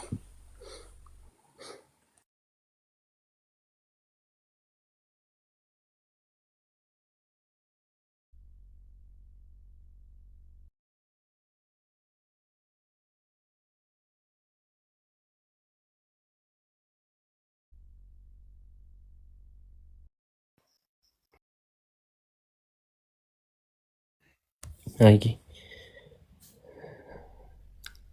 ገስት ሙስሊሞች አትላኩ። እሺ ወደ 33 ገስት ላይ ያለ ግን ለመምረጥ ይከብዳልና ገስት አትላኩ።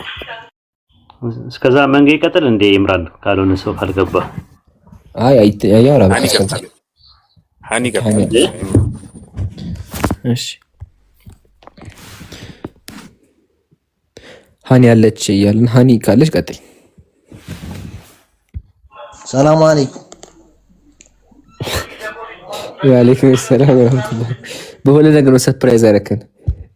አንደኛ በጾታ ሁለተኛ ደግሞ በሃይማኖትና መቼ። ወአለይኩም ሰላም ወራህመቱላህ።